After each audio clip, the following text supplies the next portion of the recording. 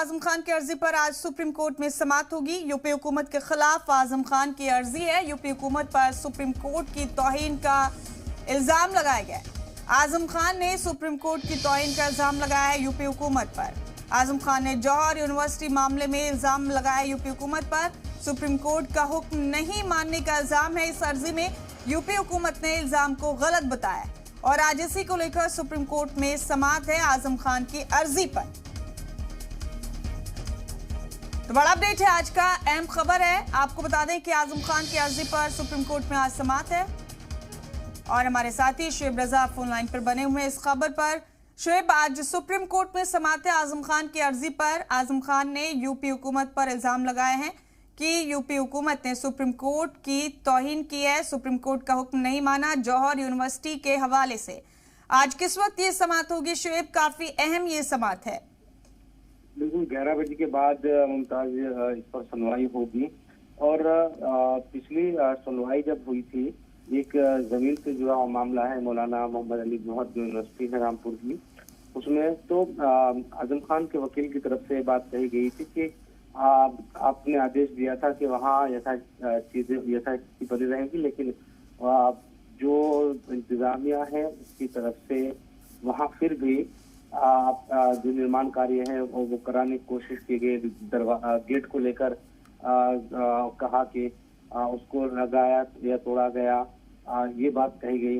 इस पर कोर्ट की तरफ से कहा गया था कि अगर आपको लगता है कि कोर्ट की तौहीन की गई है तो जो भी प्रोसेस है उसको आगे आप बढ़ा सकते हैं।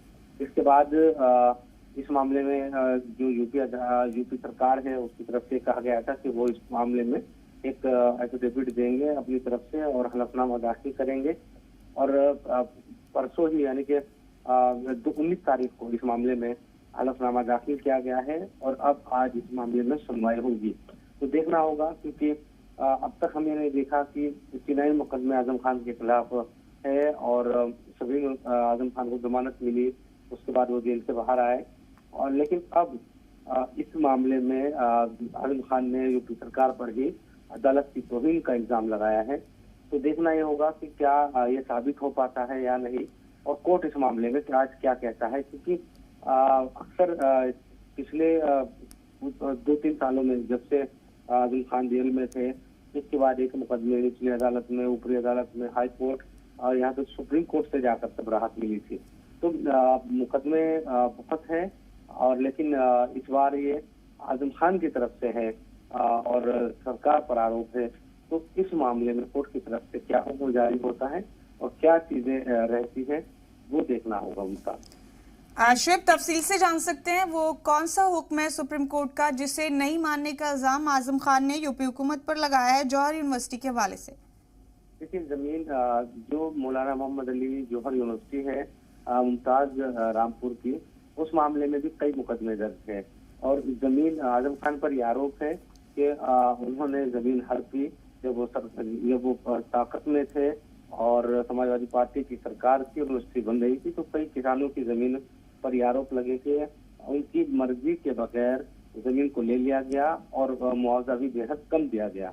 आजम खान ये कहते हैं कि नहीं, उन्होंने उन्होंने बाकायदा रजामंदी से तमाम चीजें की और कानून सम्मत जो काम था वो तमाम चीजें थी।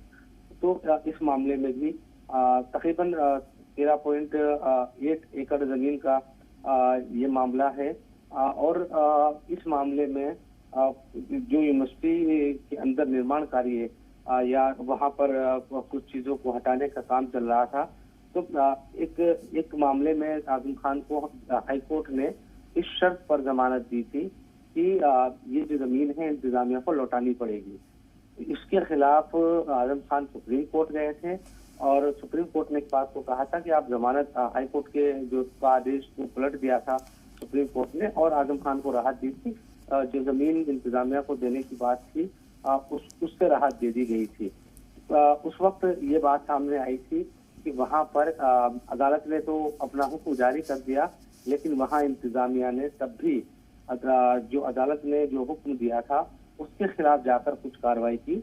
ये कार्रवाई के जब अदालत में सुनवाई हुई उस दौरान सामने आई ये बात, जिसके बाद आजम खान के वकील ने इस बात को कहा था कि आपने जिन चीजों को कहा उसके खिलाफ जाकर इंतजामिया काम कर रहा है वहाँ पर। और तो उस पर सुप्रीम कोर्ट ने कहा कि अगर आपको ऐसा लगता है कि अदालत की तौहीन हो रही है, उसके हुक्म की अवमानना हो रही है, तो इस पर जो भी कानून की कार्रवाई है या अवमानना की कार्रवाई है वो की जा सकती है। और उस मामले में तौहीनी अदालत के मामले में अब सुनवाई होनी है। इस पर हालांकि यूपी सरकार ने कहा था कि ऐसा नहीं हो रहा है। शुएब, आपका बेहद शुक्रिया हमारे साथ जुड़ने के लिए। हम आपसे अपडेट लेते रहेंगे इस खबर के हवाले से। आपका बहुत बहुत शुक्रिया शुएब।